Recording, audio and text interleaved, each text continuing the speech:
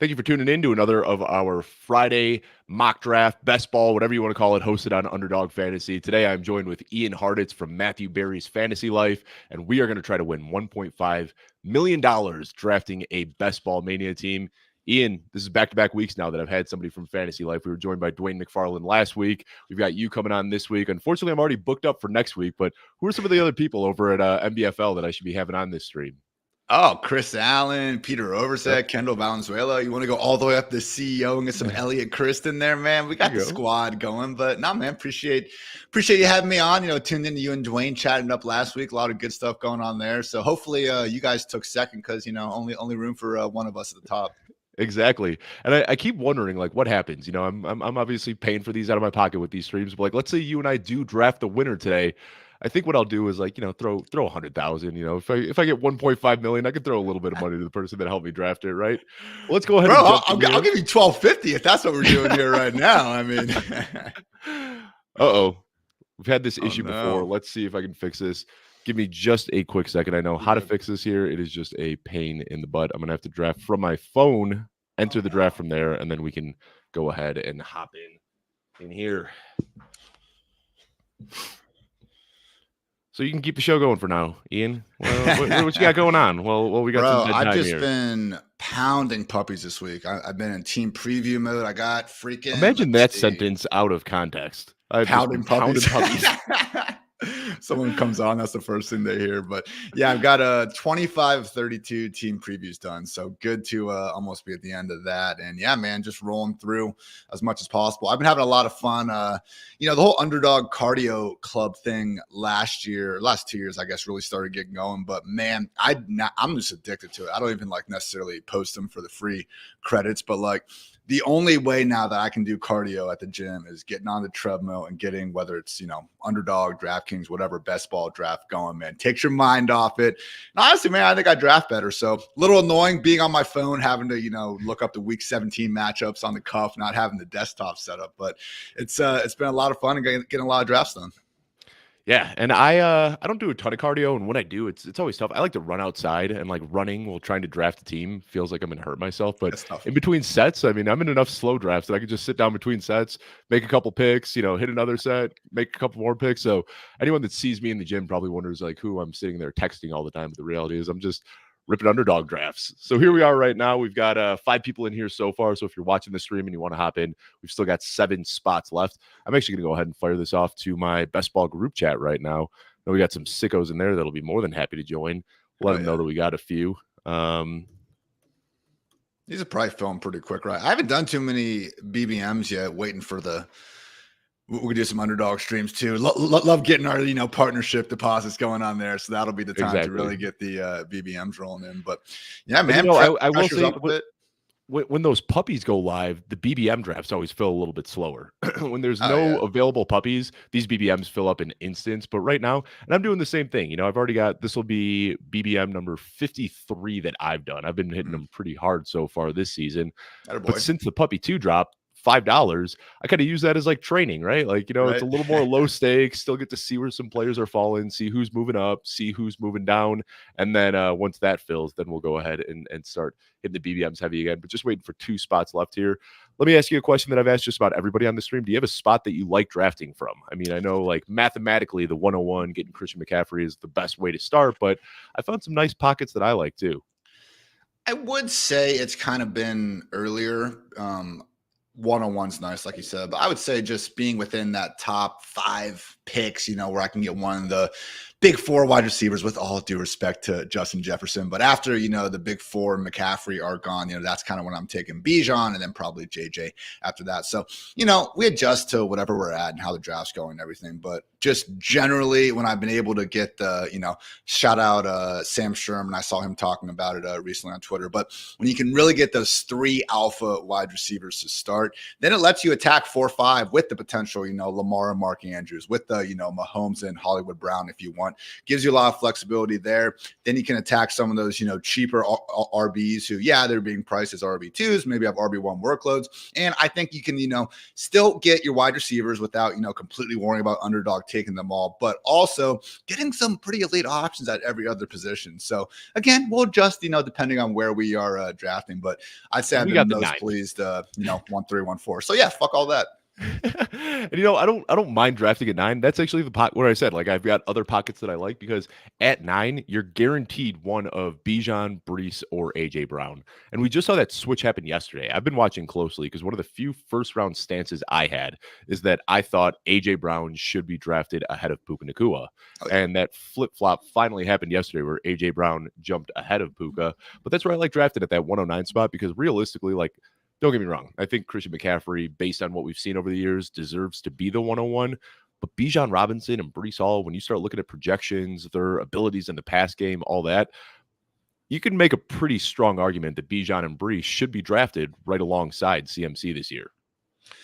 Yeah, man. And honestly, I mean, Saquon and JT, they have their dual threat quarterback problems that we can talk about and stuff, where they have the same touchdown and receiving upside. They probably don't. But, once we start getting to round 2, man, like all of a sudden, I wonder if we're going to look up in week 5 and week 6 and be like, why were we so hesitant to take these running backs that are going to see 300 plus touches and pretty damn good offenses? So I'm with you there, man. And just in terms of Puka, like, you don't get 1,500 yards and break the rookie receiving record by accident, man. But, 12 full games with Cooper Kupp. Kupp had 99 targets. Puka had 100. Like, we have a 17-game sample that says Puka was the one in LA. But we got another couple years that say Cooper Kupp is pretty damn good in his own right. So I wouldn't be surprised at all if that disparity is a bit too wide. Give me AJB there, too. Newly extended AJB. Happy AJB. So let's get him. And that, that's what we said. We wanted one of these 3, right? Breece, Bijan, or AJB, and he fell into our lap. Surprised to see Rhamondre St. Brown fall where he did. Now, like, when you said the big 4 wide receivers, you kind of insinuated that you were talking about Rhamondre St. Brown being in that tier and not Justin Jefferson right now, right? And that's just nothing against Justin Jefferson. It's just Justin Jefferson's quarterback struggles, like, are impossible to ignore right now. Bro, like, we saw it at the end of last year. We literally saw it in this offense. Justin Jefferson was still good, but we have much more of a floor. We see it in every offense where they lose their, starting QB and are forced to have someone significantly worse. So, this is the time of the year where everyone pulls out that one throw that Darnold made against the 49ers like 4 years ago. And, Adam Gase, this and that. But, man, once we have 50 plus starts to a guy's name, I think we can probably just say, if the stats say he sucks, he probably sucks. So then JJ McCarthy, man, he couldn't even drink at the beginning of this year. So it would make sense, if he needs a little bit of time to get going. So look, real life football, you want to take Justin Jefferson 101, no disagreements from me, but just for this season alone, man, I think he should probably be the 7th overall pick instead of the 2nd. Right. And, you talk about, like, pulling out that throw from Darnold years ago. It was kind of funny. It was making its round in Bears Twitter. Justin Fields, right after he got traded to the Steelers, all the Steelers fans started sharing that clip of him with the throw against Clemson. And it's like, all right. See, the other fan base found out what he could do in college, too. All right, we're back on the clock here. We already got A.J. Brown, and we can stack him up with Saquon if you want to make a bit of a reach there, but also Jonathan Taylor, Brandon Ayuk, Devontae Adams, Nico Collins. Who are you? When I'm at this tier, man, I kind of think it's Jonathan Taylor. Yeah, we already got our, because I think he's grossly mispriced. So we'll go ahead and take Jonathan Taylor. But talk to me about him, because I think he's a great value right now. And there are fair questions. Like when you have someone like Anthony Richardson, I mean, when Richardson was under center last year, he had 3 carries inside the 5-yard line. All other Colts running backs only had 3. So, Shane Steichen, it could be similar to what we see, with Hurts and the push and tush going on in Philly over there. But man, the more I thought about it, as much as I do think you can argue guys like Joe Mixon, Rachaad White, even a little bit, like some of those round 5, round 6 running backs could have similar workloads as JT and also pretty good offenses, especially Mixon. He's the one that I think is mispriced. But one thing I learned last year is, like, just because someone in round 6 is mispriced, or I think they're mispriced, doesn't mean the guy in round 2 is necessarily mispriced. He might just be, finely priced. And I think that's what we have here with JT. I mean, the workload that JT got briefly, but especially Zach Moss got, man, like, is pretty much all you can ask for. I mean, other than CMC, this is one of the most willing offenses to give their running backs that true 80% plus workhorse role. So with Jonathan Taylor, we know how good he is, man. 300 plus touches and a top 10 scoring offense from last year, even without Richardson. Hey, we're talking about 2,000 plus total yard upside and double-digit touchdowns. JT has it. Yeah, and last year, like we never saw a fully unleashed Jonathan Taylor. With Anthony Richardson being down, Shane Steichen's first year as the head coach. When he came back from injury, it's almost like they kind of said, this is just a lost season. Let's just kind of slow roll it with Jonathan Taylor. He's still young. He doesn't have a lot of NFL tread on his tires, or a lot of wear and tear on his tires so far. So, yeah, I mean, I think we're talking best ball here right now, but it's crazy seeing in dynasty, in redraft, in best ball, like everybody is souring on Jonathan Taylor. And I think that as we get closer to the season, and right now we've got all these best ball sickos who are terrified of running backs, but I think as we get closer to the season, we're going to see Jonathan Taylor start to creep up, and we're going to start seeing Saquon Barkley creep up. So I like drafting those two guys in round 2 right now, because my guess is that a month or two from now, we're going to see both of those guys kind of going at the 1-2 turn as opposed to the middle and back of the second half.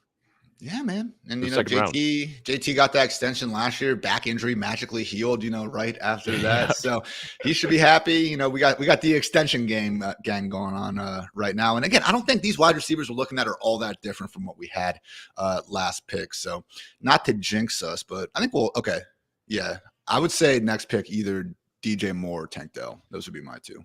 Yeah, that's exactly where I am too. Okay. Cooper Kupp goes off the board. I like DJ Moore ahead of Tank Dell. I'm okay reaching for Tank Dell a bit if you'd like, but this is your stream, Ian. Who do you want here? DJ Moore, Stephon Diggs, Pittman, Flowers, Dell? No. I think DJ Moore probably higher ceiling a little bit. I mean, not that much less competition, but we have a better chance of building the Bear stack because Keenan and Rome are still going later. So yeah, DJ Moore.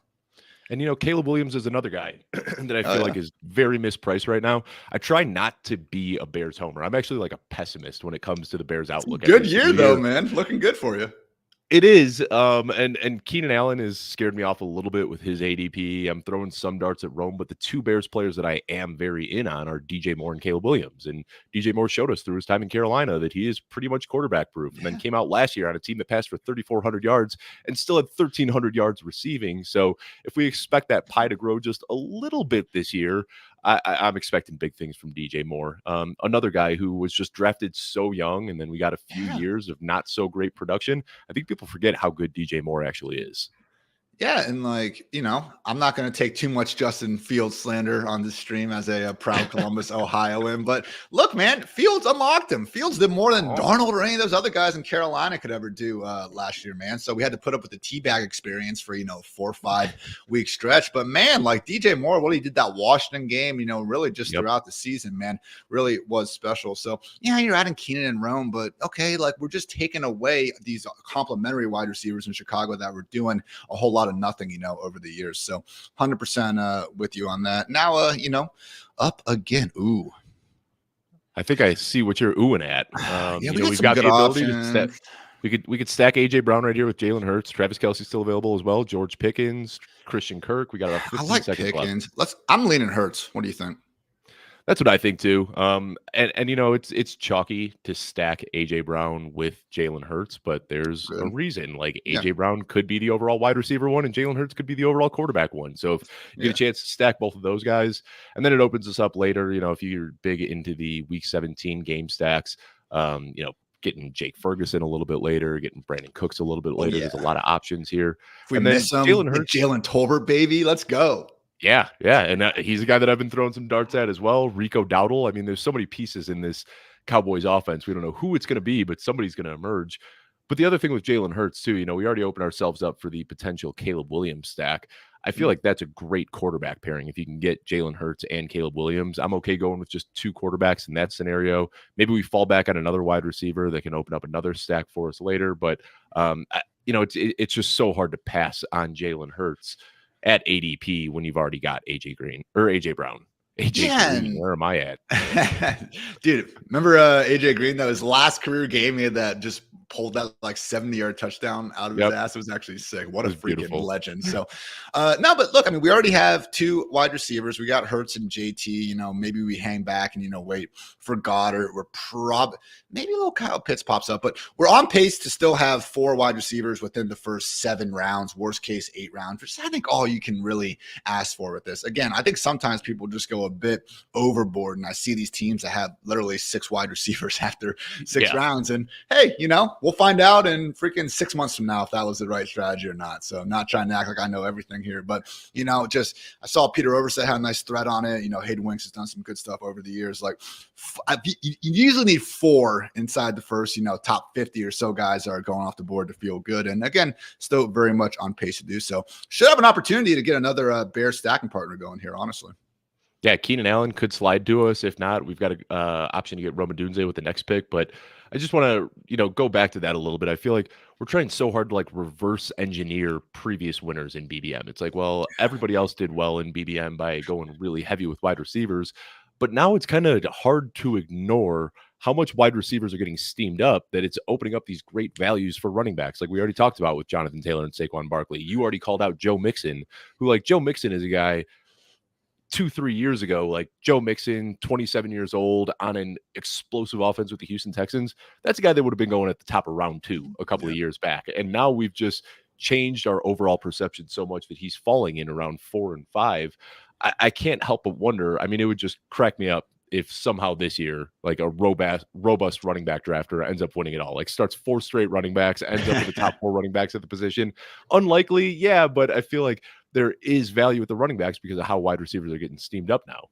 And it's how you adjust the rest of your lineup to it. Like what you said before, if we get Hurts and Caleb, great. And we don't even need Caleb, honestly. If we can't get him, we have to settle for Levis or something late. The fact we have Hurts now lets us only do 2 quarterbacks. And that's also the allure of all the elite tight end conversation. Like when you only have to use 2 roster spots on tight ends, guess what? Now we have more dart throws on running backs and wide receivers to get out there. So yeah, if you want to start robust RB and go 4 straight, that's awesome. Just make sure you stay with those 4 and you don't make that a 6 or 7 RB team. So again, that's why I don't want to, sit here and be like, oh, this draft strategy is for sure the best one, because it's going to matter. It's going to be different in each and every single draft we try to do. So I think it's just trying to roll with the punches at best as possible. So, and when we're doing hundreds of drafts, you try out some different strategies just in case. I think we kind of know what's worked in years past, but it's always fun to try out some different things here. You get exposure to guys you normally wouldn't, and lineups where it makes sense to do so. So you want to go Keenan Allen here and double stack Chicago?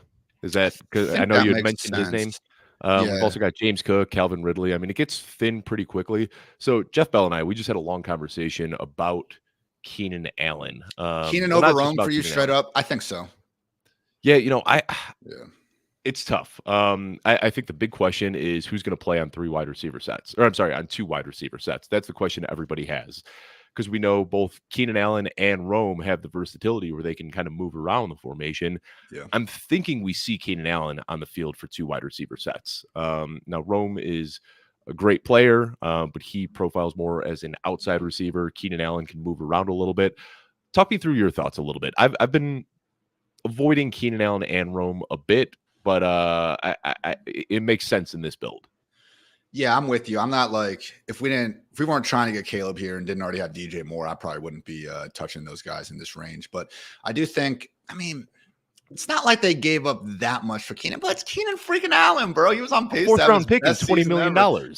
I know. I'm pretty sure ESPN's receiver ratings gave him the single best open score of any wide receiver last year. He looked fantastic, and he's, earned Justin Herbert's trust enough over the years to get peppered with more targets than anyone else. So I don't know why he couldn't do something similar here with Caleb. So to cut you off, we're on the clock. Yeah, you good. We could go Rome and go crazy here, but Chris Godwin's still available. Kenneth Walker, Jordan Addison, Ladd McConkey. I don't like Godwin. I'd be down for McConkey or Hopkins. Ooh, McConkey's a fun one. I like that. And then that opens us up. And this is what I like doing. When we've already got 1 stack, we don't need to force our secondary stack. So we've already got Jalen Hurts and A.J. Brown. We don't need to force the secondary stack, but we've opened up multiple options now here where we can look for Caleb Williams later. We can look for Justin Herbert later, who, again, I think is another great quarterback value. Everybody's scared off by Jim Harbaugh, but the fact that we're pushing a guy down who's had the best start to his NFL career ever all the way into round 13 is kind of crazy to me. So I like this start, but if you want to go back to the Bears, we've got some time between our next pick. I am interested in hearing a little bit about that and kind of what you expect from Keenan Allen. Again, right now, shout out Dre McFarland. He's got our projections on Fantasy Life. He's got DJ Moore at 117 targets, Keenan at 106, and Rome at 97. So, pretty close all the way around. But again, I just think that while it's unlikely that we're going to see all three of these guys finish top 24, I want to say I think it was only the 2013 Broncos have done that. The Panthers surprisingly got close in 2020 when Curtis, Robbie, and DJ were all actually doing pretty good, but very rarely see all three, guys finish top 24. But, Rome is a rookie, and as much as he was a top 10 pick, he's got two complete alphas. So I feel like Rome is a little bit like the box in Family Guy. Like, yeah, it could be a boat, but Keenan is definitely a boat. DJ Moore, definitely a boat as well. So again, it's close. I don't have this huge disparity in the rankings, could certainly be wrong with it, but especially for this build, give me him. And then with McConkey, he's someone that I probably haven't gotten enough exposure to yet. That's another guy where we do need to be at least somewhat concerned. Is he going to be in the slot too much, or is he going to be able to be a full-time wide receiver in those two wide receiver sets as well? But honestly, that game stack, man, with some of the week 17 stuff there, Patriots, Chargers, I've gone through to see the single cheapest passing games to stack, and it is by far the Patriots. And then it's like Texans is just easily the most expensive out of first anyone. Patriot isn't coming off the board till like round 9 with Rhamondre, and then you've got another 6 rounds before any receiver goes off the board. Right, but bro, between the Chargers and Josh Palmer and Quentin Johnston and then everyone else with the Patriots, maybe Drake May could be this year's. I don't want to say everyone we're gonna have a CJ Stroud every single year, but it would kind of line up a little bit with what's going on. So yeah, I think that's an underrated game stack we could potentially be looking at. And I find myself making this joke a lot, but last year I found myself falling back on that stack so many times where I'd end up with CJ Stroud and Tank Dell in round 16 and 17 because I didn't have anybody else. Of course, I ended up with a lot of Bryce Young and Hayden Hurst stacks and a lot of Mac Jones and Juju Smith-Schuster stacks. So they don't always work out, but you could stumble into some gold, and maybe it's Bo Nix and Troy Franklin. Maybe it's Jalen Polk and Drake May. We don't know, but it's definitely worth it to throw some darts at those late round stacks. And Ladd McConkey opens us up for that. So this is where we want to be. I mean, this is a pretty standard what you'd expect to see in a BBM draft. We've got our big stack with Jalen Hurts and AJ Brown. We've got Jonathan Taylor as a stud anchor RB1, and then DJ Moore, Keenan Allen, and Ladd McConkey, some really nice wide receiver depth. And we're in a position now coming up with picks 7 and 8 where we don't have any pressing needs. We don't have to force anything. I feel like we're at the point now, if Evan Ingram falls, that would be nice. Beyond Evan Ingram, I feel like it's kind of the tight end dead zone. Yeah. We probably don't want another quarterback here, but we could go running back, wide receiver, tight end. We've got a lot of options here. Rhamondre would be a nice little piece. Just got the extension as well. Yep. He kind of stands out to me in this running back range. And again, obviously with the Charger stuff going on too. Jake Ferguson. Evan Ingram's tough for me, man. I was higher on him earlier in the offseason. If you do look at his splits with and without Christian Kirk, oh man, they peppered him with so much short shit last year. I just don't really see him do it again. Let's go Rhamondre here, and then we can decide between Ingram and Ferguson next. I'm assuming. And I think that's a smart move because there's a few people picking between us, but if one of Ingram or Ferguson falls, I would like JSN there too because JSN kind of works with the Bears stack that we've been building out here. But Rhamondre Stevenson, man, we talk about recency bias in fantasy football all the time. I can't help but think that's why he's such a good value right now. He was getting steamed up to the late second, early third round last year, burned a lot of people, but at the end of the day, he's still a good running back. We've got Alex Van Pelt coming in there now, who's going to want to run the snot out of the ball. Rhamondre Stevenson, it might not be pretty, but he's probably going to see 300 touches this year. Exactly. And that's what, I was talking about before, where we have these guys going this range of drafts where, okay, Rhamondre, he does profile as a volume only, potentially bad offense. He might be inefficient. That's a dead zone running back. But those running backs, okay, guys, the dead zone was round 3. We're in now it's round 7 now. So it's a big difference, Hey, what do you think about DeAndre Swift, by the way? Because I'm he's not someone I'm pounding the table for, but people act he got more guaranteed money than Josh Jacobs. Yeah, I think that's just we could look to the Bears front office incompetence for that more than a matter of anything else. The thing that worries me about DeAndre Swift is that 3 consecutive coaching staffs throughout his NFL, he's found himself in the doghouse. And I think it's just because he does a lot of things that coaches don't like, shies away. Well, DeAndre Swift's off the board, so we don't have to worry about it. Yes. Love Jonathan Brooks here. Doesn't work at all with the build, but he's a guy that I've been finding myself drafting quite a bit. Aaron Jones, Zach Moss, Courtland Sutton, over Moss. Samuel. Is Lockett the next wide receiver up? Lockett's a little bit further down. Yeah, we could throw him in the queue. I like him more than Sutton or Samuel. Lockett or a running back? You pick. Let's go with let's go with Jonathan Brooks here, All right. and I'll talk to you a little bit about it. So Jonathan Brooks, I feel like right now we have two guys, Jonathan Taylor and Rhamondre Stevenson. Jonathan Taylor, he's going to be a stud. Like as long as he's healthy, 17 games, we know what we're getting from him. Rhamondre Stevenson is one of those guys that could potentially lose some work down the stretch if he's not efficient or if the offense is just terrible. So when I have a guy like that I think could potentially be a dead zone running back, whether it's Zach Moss, Rhamondre Stevenson, some of these guys that are getting up there in age, not on the best offenses, Devin Singletary, something like that. I like to pair them with Jonathan Brooks, who you might not be getting anything from for the first month of the season, the first 2 months of the season, but especially in this type of tournament setting where you really, once you get into the playoffs, you need those huge spike weeks to continue advancing. I see Jonathan Brooks potentially being that late season hammer. I mean, I know you watch a lot of college football. He was a stud at Texas, and then you start looking at his PFF grades, the best rushing quarterback in this draft class, number 2 in receiving grade behind only Travion Henderson. And then, of course, you got the Dave Canales effect, too, where you look historically what he did with Rashad White, what he did with Kenneth Walker. Like, he really likes to lean on one guy. So Brooks is a guy that maybe I'm just a sucker for. I've been drafting a ton of him this year, but I just see such a sky-high ceiling late in the season when it matters most. And honestly, I don't even hate once we get to pick 170, 180. Like the fact Chuba is as cheap as he was last year after seeing him like take Miles' job and actually provide, some solid enough, kind of not RB1 level handcuff upside, but upside RB2-ish. He can fall into the end zone a couple times and do some good things. Like, I'm not even against in this build if we want to put Chuba on that. I know it's like blasphemy to go ahead and take your own team's handcuff in the best ball streets, but for me, that's more like if we're cheap. Yeah, that's what I'm saying. Like, show me another round 16 pick who's like going to be a sure thing. So honestly, you can argue, what was the quarterback situation I was actually looking at? Okay, I'll come back to that. But yeah, man, like again, in the past when it was like Tony Pollard and Zeke and, some of these guys that are both going inside, the top 10 rounds, that's when I was, less willing to go ahead and stack them up. But hey, again, Chuba just by himself, him and Bucky Irving going in that range, like such cheap handcuff upside. Elijah Mitchell is now finally rising up as well. So I don't hate that at all at that price. Oh, okay. No, it was the Pittsburgh quarterbacks. What do you think about going Russ and Fields in like 17, 18? Because Russ, as we've seen, scored 0.2 fewer fantasy points per game than Mahomes last year.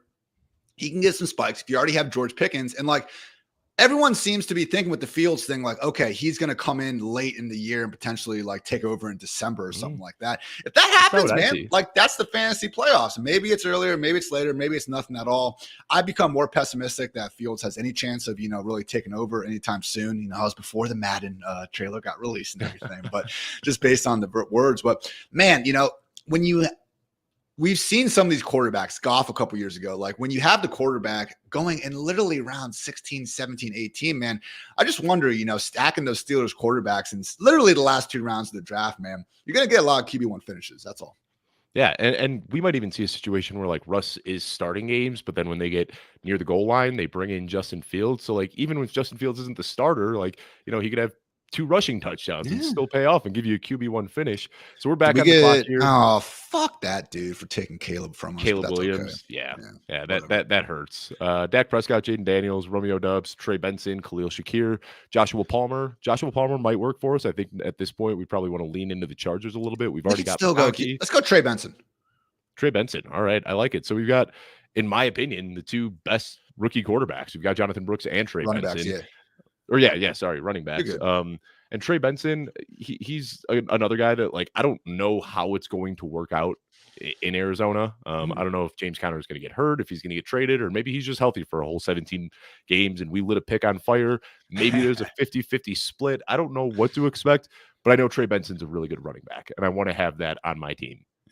There's a lot of good data that these, again, the rookies in general, especially running backs, like really do peak in the second half, which I think just makes them such good best ball in particular picks. So, yeah, man. And look, with our lineup having JT and Rhamondre, we don't need Brooks and Benson to be, at their best during the first, month or 2 of the season. So all good there. So, yeah, I could have gone Josh Palmer, but these running backs start dying out fast. And, hey, with the running backs we have, man, I think we need one more and we're probably good. And, we can get out. 1 pretty much at any point in the draft. So still some work to do, but hey, I think we're going to probably start building that Chargers Patriots game stack out a little bit. It'd be nice to get Brandon Cooks here at the next turnaround. We still have, we can build a mini Bears, maybe get a Noah Fant late round option. Hopefully Goddard's still going to be there for us as well. So we got options. Yeah. And Palmer's still here. I don't know. How do you feel about, because that is the fear. Is that like if the Chargers, Goddard? Yeah. Right. Oh yeah. Goddard absolutely works. I had to overlook that. So yeah, we'll throw Goddard in the queue because right now we don't have a tight end.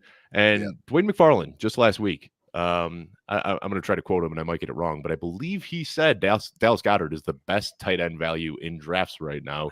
Do you share that sentiment? He's up there. Him and this is the range where I think you need, like, between him, Dalton Schultz, even though we saw, kind of when everyone's healthy, he does get kind of shafted to be the tight end, or not tight end 5, but the kind of number 5 pass game option, number 4, number 5 in that offense. So Freiermuth too, man. My God, some of this Arthur Smith stuff. Kyle Pitts had like 90 targets last year. All right. Yeah. He didn't do anything with them because he was hurt. So this isn't Kyle Pitts slander, but like Arthur's, you can complain about the goal line usage and stuff, but for me, watching Jonnu was like a top 15 guy. Like they were both productive last year. Jonnu got $50 million from the Patriots for a reason, bro. He's been one of the best yak tight ends in the NFL ever since he came in there. Like Jonnu, by all accounts and by most metrics, was better than Kyle Pitts was last season because Pitts was, coming back from the injury. This isn't Kyle Pitts slander. It's just a fact of what was going on. So again, looking at just the offense, man, like guess who also was good in Tennessee with Arthur Smith? Jonnu Smith once again. And it sure seems like Freiermuth is going to be that guy. Darnell just looks far more like a block first tight end. So Pat Freiermuth, man, where he's gone, gifted receiving tight end, entering year 3 at this point, I think. I mean, yeah, we can look back at the Russ Seahawks years and there haven't really been too many great examples of tight ends balling out. But, if we're just looking at this range and the guys going after, man, I think Goddard and Freiermuth, like if you can get 2 of those guys, that's where I'm leaning for sure. So I will say I did a deep dive on Russ and tight ends. I don't know why. It was like one of the weirdest hunches that I ever had before. And I looked at like Russ's history with tight ends, and we remember those Jimmy Graham years where Jimmy Graham was balling out. But if you look, the problem with Russ is never that like he hasn't liked throwing to tight ends. He's actually targeted tight ends a lot. It's that his tight ends always got injured. Like you go through every single year in Seattle, like he would always throw to tight ends and then his tight end would get injured. So what I did is I kind of combined all of the tight end production from each season together. Nice. And Russ would target the heck out of his tight ends. It's just he never had a healthy tight end for a full 17 games. So we never really saw anybody with a good fantasy finish. But I think that there is something there that maybe Freiermuth could have a good season with Russ. He's a guy that I've been drafting a lot of. Again, I see the biggest edge in fantasy football is in recency bias. And I love drafting those guys that underperformed the year before. We've got Rhamondre Stevenson here. Tony Pollard has been a guy that I've been drafting a ton of. Pat Freiermuth, another guy that I've been drafting a ton of. These guys that we know are good, and then for whatever reason, they have a down year, and then because of that down year, nobody wants them the next year. Those are the guys that I'm more than happy to draft at a discount. And again, like you listen to people's reasoning against Freiermuth, and it's like Arthur Smith. It's like, what? The Falcons tight ends had the 3rd most targets in the league last year. It is block first dudes, Darnell Washington, Connor Hayward's like almost like an H-back, glorified fullback.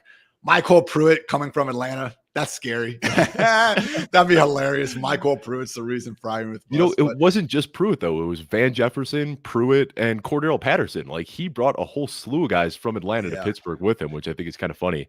We've got somebody in the chat asking you to show the mug.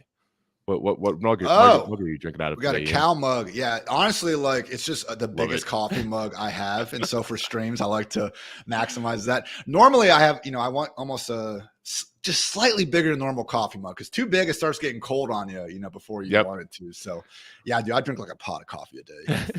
I would give up alcohol before I gave up coffee. That is, and I love alcohol. 100%. Yeah, I couldn't survive without coffee. So here we got, I think Chase Brown is a great fit. Doesn't really work with anything in our build right now, but I love me some Chase Brown. Jerry Jeudy available as well. Ezekiel Elliott, I mean, that's kind of a fun run back with the Eagles stack that we have built out so far. We talked about Rico Dowdle and Jaden Tolbert and Brandon. And these wide receivers, I feel like we're pretty good on running back right now. Josh Downs kind of helps. We've already got Jonathan Taylor, so we could throw Josh Downs in there. So I like Josh Downs. I think Jahan Dotson coming back potentially could work. I'm cool with that. Who do you like, Josh Downs or Jahan Dotson? Again, it's your stream, Dean. Yeah, we already have JT, so let's. Let's go with Let's Downs. go Downs. I like it. I like it. And it could be a crowded receiver room there. They added Adonai Mitchell.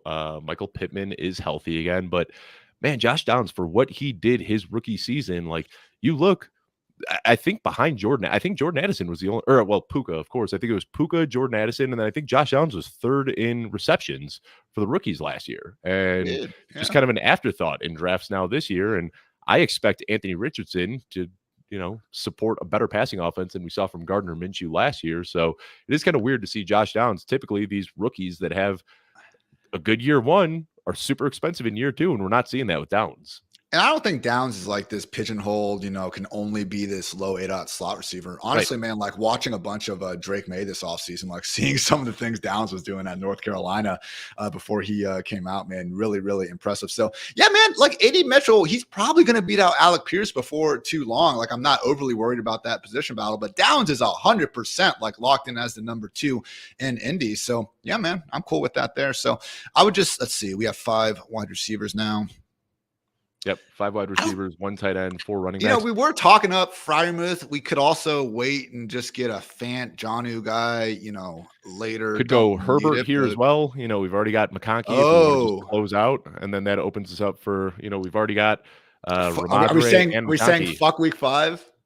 Bye weeks don't matter. Yeah, we probably shouldn't do that. 15 seconds. Jahan Dotson's still available. Gabe Davis, Pat Freiermuth, Xavier Legette works with Jonathan Brooks, who we've already drafted. Let's go Legette. I think he's the best wide receiver here. I've been drafting a lot of him. I love Legette. And for me, it just comes down to Adam Harstad. I'm sure you're familiar with Adam, one of our Football Guy staffers, much smarter man than I. And he says it all the time. Like, one of the best investments you can make in fantasy football is first-round wide receivers. And we have gotten so burned over the years by these kind of raw, big, fast receivers, right? Like, you think Jonathan Mingo and Traylon Burks and all these guys that never really panned out. And I think that his archetype combined with who the Panthers were last year has made him such a good value. At the end of the day, like, Deontay Johnson's very good, but like, what's stopping Legette from being the wide receiver 1 this year?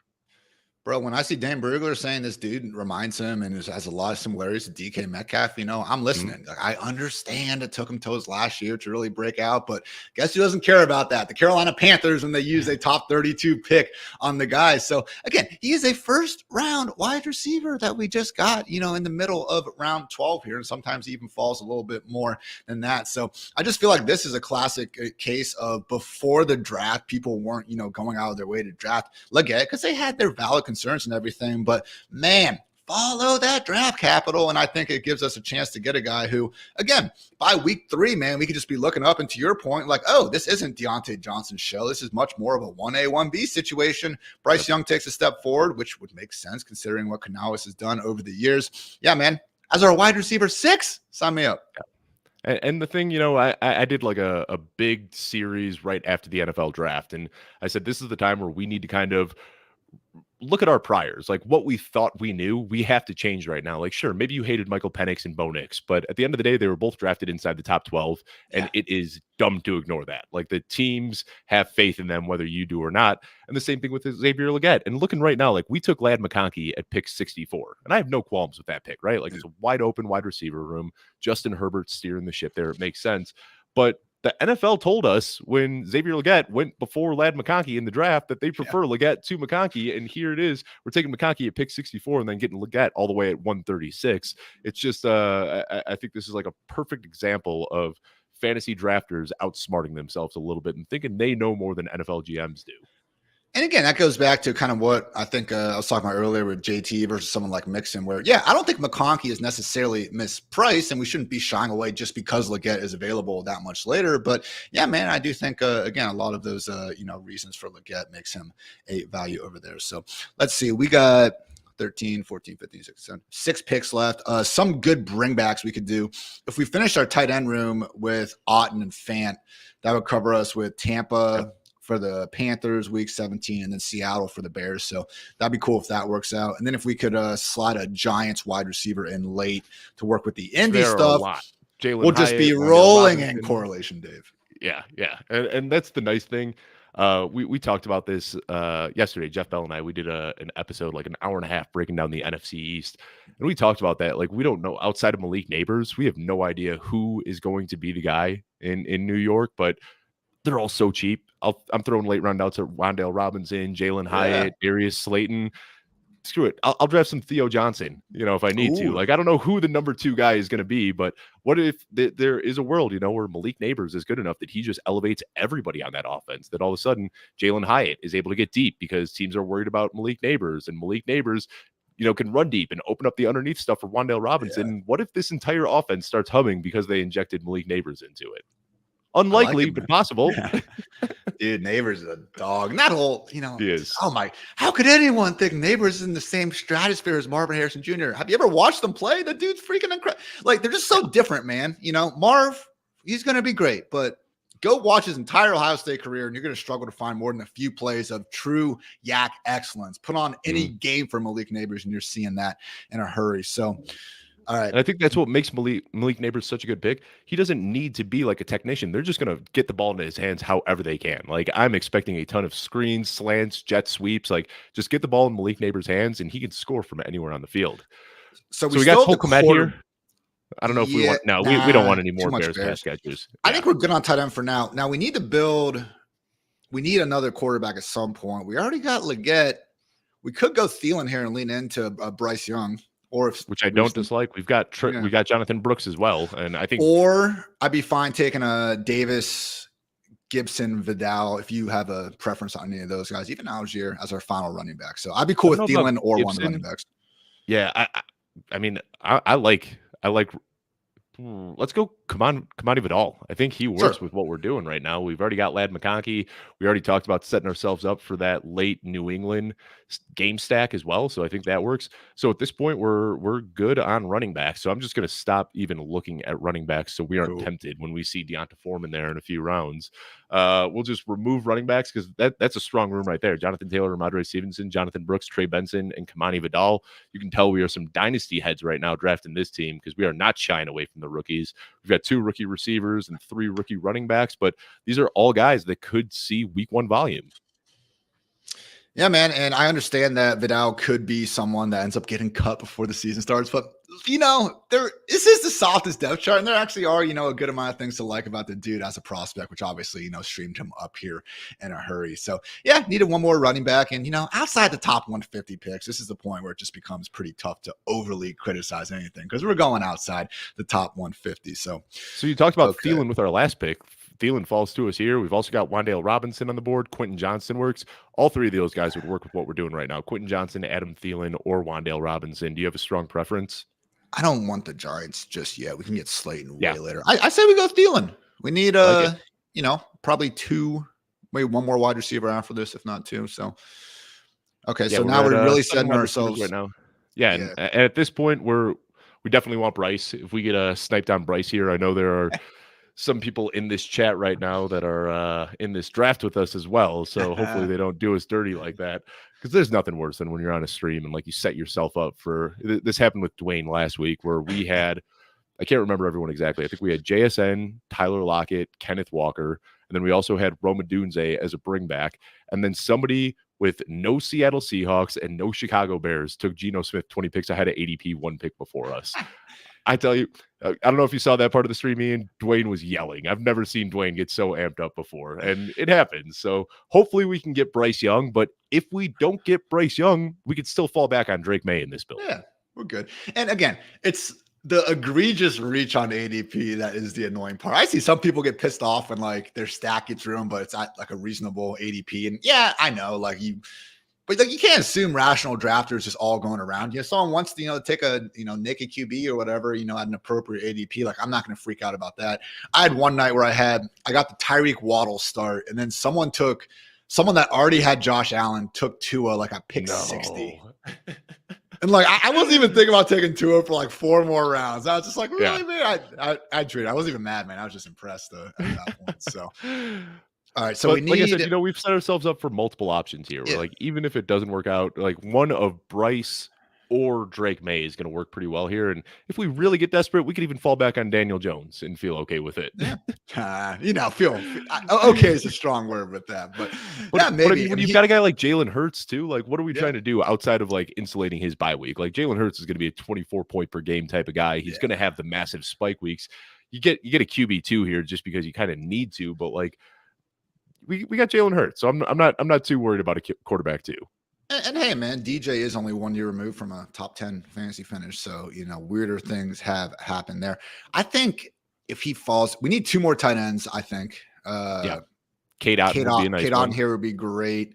And then Noah Fant later. We get our Giants wide receiver and Bryce. And we honestly probably call it a day from there. So where's Bryce's? I think we can. God damn it. Bryce a little bit. Oh, well. I don't think. Cade Otton gone. Yeah, I don't think Cade Otton is going to be the difference. Forget about him. So he's going at pick 191. We look at the draft board right now. We can get him next. Yeah, we'll get him with the 184. I don't know if we want to take him at 177. Who took Deontay? Who took Deontay? Can you see? Go with that grid again. That's a good Make sure no one between us. Not seeing it on the right side of the board. Where is he? He's always open. Now we can't find him. Pick 74. He's all the way over here. Meese took him. So Meese is probably hoping that he's going to make it back to him right here at pick 191, exactly where his ADP is. But got some bad news for you, Meese. He's not making it back to you. Sorry, brother. But okay, so Meese already has Geno and Baker, so he's good. He's already got Geno and Baker. He's We're going to take his tight end too, so he's not going to be pleased with us. Yeah, well, Otton's off the board. Sinat is still there. Man. What is up with Sinat? We don't even know if this dude plays tight end. He might be a fullback. And I'm sorry, guys. Like, I agree, featuring Zach Ertz in the year 2024 doesn't make a lot of sense. But that dude kept Trey McBride on the bench the first month and a half of last year. And guess who his coach is? Cliff Kingsbury, who loves to feed the man. So, not completely rolling out Sinat. But, like, the fact that Ben Sinat gets all this love, man, and someone like Rip, is it Rip Tiemann? That's not. Yeah, okay. Yeah, that dude in Cart just completely ignored. Yeah, Fant here for sure. All right. I don't know, man. Like, I'm not saying like we definitely need to pay attention to any day 2 tight end being drafted, but just the Ben Sinnett love is just wild to me. Yeah, and I mean I could see we talked about, like I said, Jeff Bell and I, we just recorded an NFC East show yesterday, and he's one of those guys that like I'm willing to throw a dart at because you're paying like RB20 price tag, like you're not paying up for him, and that's true. The narrative that maybe like he and Bryce not rookie mini camp, but he and Bryce, getting those reps together. I'm sorry, Jaden Daniels. I don't know why I'm saying Bryce. I'm reading Bryce Young's here, but you're good. Jaden Daniels and Ben Sinnott maybe getting like that rookie mini camp reps together. I could see it potentially happening, and it's just I think now like Sinnott's a guy that probably wouldn't be getting drafted a few years back, but after we saw last year from Kincaid and Laporta, now people are warming up to these rookie tight ends a little bit. So I get the argument, but definitely a steep price. So we're a few. I'm also breaking my rule, complaining a little too heavily about someone going outside the top 150. So not the worst pick, but I might just be a little too in the weeds with a fantasy. What is it like? Without fail, if you ever share a screenshot from a draft, it's always the round 18 pick. Like, what did you do drafting Darius Slayton? Like, look, it's the 18th round. Like, I'm desperate, but yeah, we see that all the time. People love nitpicking those late round picks.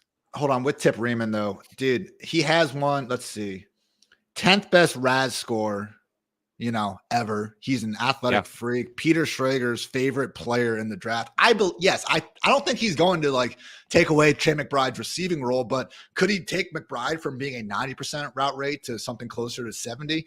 Maybe, man. He's a day 2 tight end. We need to acknowledge him. Okay. I'm not saying fully fade Trey McBride, but I don't know that we can take Trey McBride's target share with no Marvin Harrison Jr., no other tight end there, and just completely assume that's going to be, the case. Yes, Bryce, we got a second quarterback finally. Let's go. I gotta say, man, Drake May, we were talking about potentially falling back on Drake May. He just went a round and a half ahead of ADP, which is kind of crazy to see, but I get it. Like Drake May, a lot of people aren't talking about the potential rushing upside.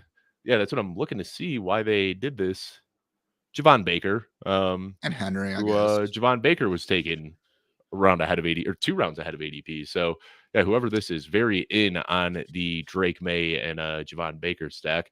All of a sudden, we got a nice team. I like the way this worked out, and I think this was a good kind of just example of how you can be patient in drafts. Like we could have reached for Caleb Williams. We could have, added Anthony Richardson if we really wanted to go after that Indianapolis stack, but we kept getting sniped on our quarterbacks, but we set ourselves up for multiple outs. Like, we didn't get Justin Herbert, but we set ourselves up and we fell back on Bryce Young. Just a few picks ahead of ADP, but a really nice stack there. So Jalen Hurts and Bryce Young at quarterback. We got Jonathan Taylor, Rhamondre Stevenson, Jonathan Brooks, Trey Benson, and Kamani Vidal at running back.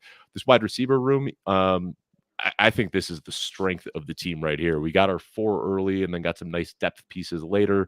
A.J. Brown, DJ Moore, Keenan Allen, Ladd McConkey, Josh Downs, Xavier Legette, and Adam Thielen. And then tight ends right now, Dallas Goedert and Noah Fant. So we still got 2 picks left here. I don't think we're going to want a QB3 with this build. We could throw in an RB6 if we really want to. We could add another wide receiver. We could add another tight end. And again, I think we've just built a nice balanced team here where we don't feel like we have to force a tight end or force a running back. We can go any direction here. So who are some guys that you'd be looking at with these last 2 picks?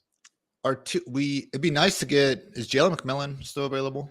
I was just about to search that. Let's see if there's any. Trey Palmer is the only guy that we'd still have, and likely the wide receiver 4. I don't even know how much he's going to see on the field. So we might not have a run back here.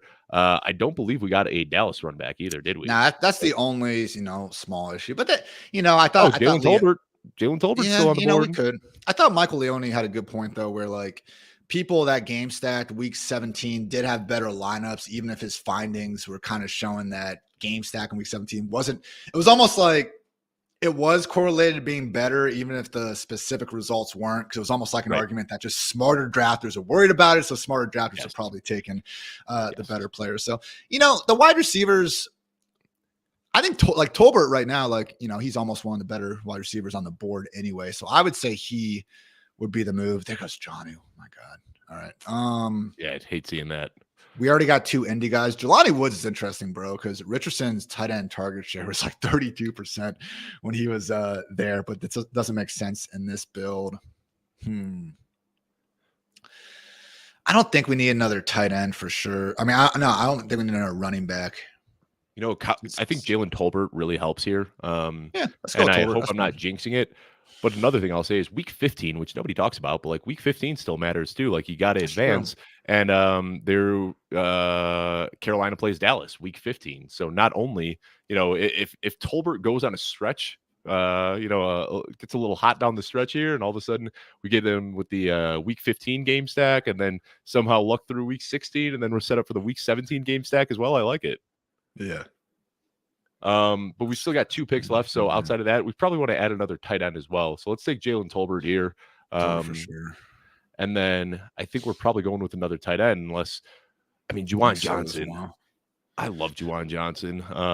Right. I mean, he's dealing with the foot injury, but he's not necessarily expected to miss time.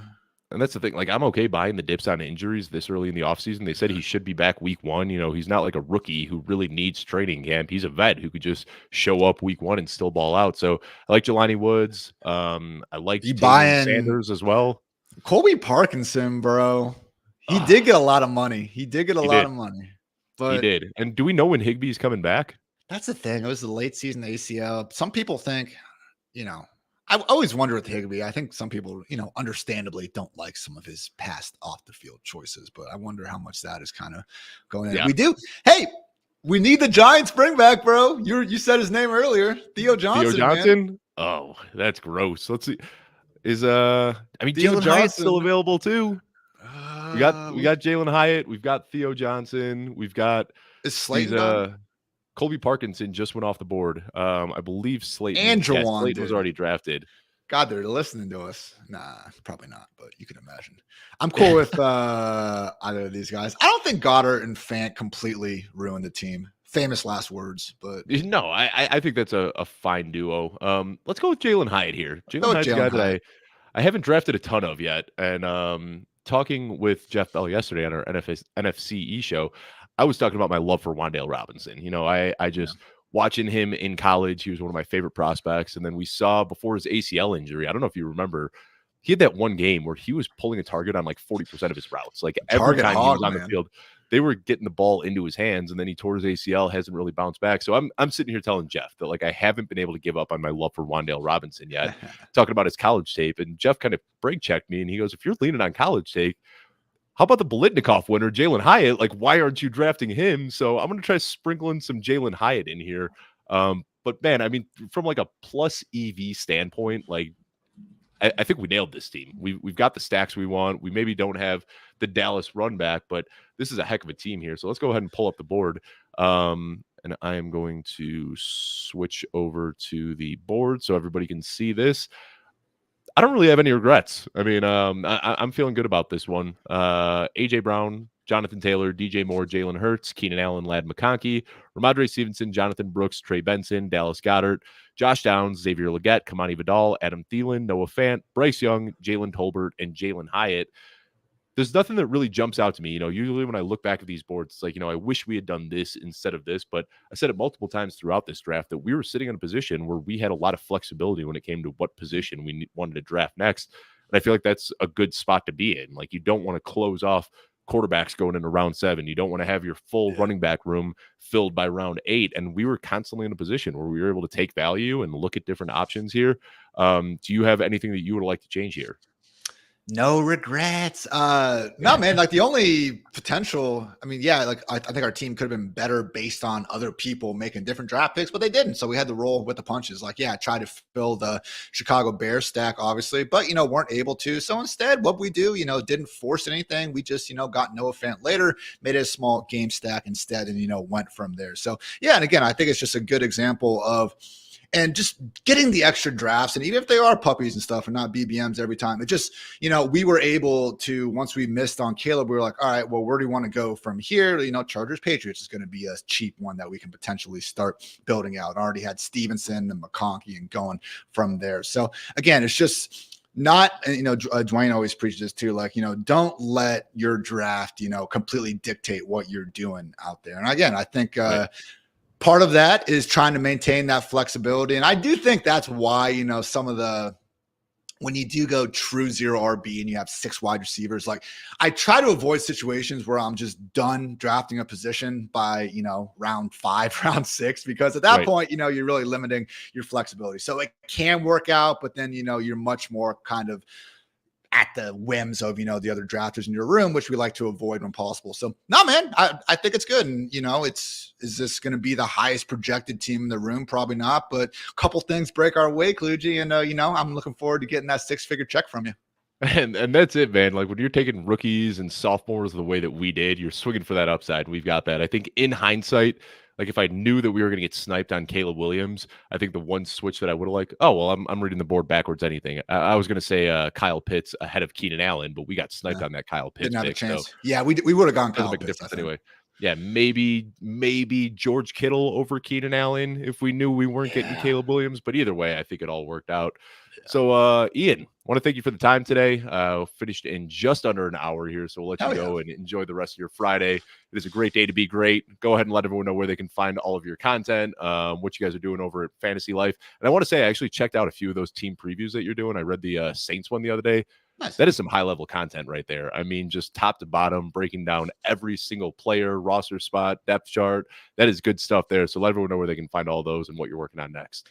Appreciate that, man. Appreciate you as well. You're out here grinding each and every day, good positive presence on the old Twitter streets, which is always good, man. So great stuff by you. But yeah, guys, Fantasy Life got a free newsletter. I write the, Tuesday and Friday editions, Fantasy Life podcast.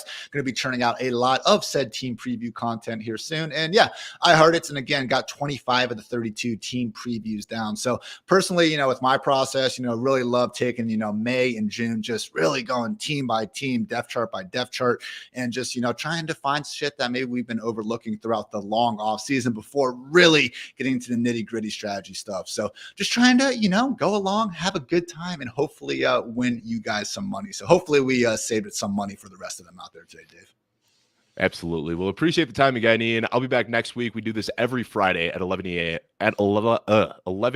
Eastern, youtube.com/@footballguysfantasy. I'm going to be joined by Jacob Sanderson next week. So we'll be, having another good time ripping the BBM draft and hoping to win $1.5 million. Thank you so much for tuning in. We'll see you next week.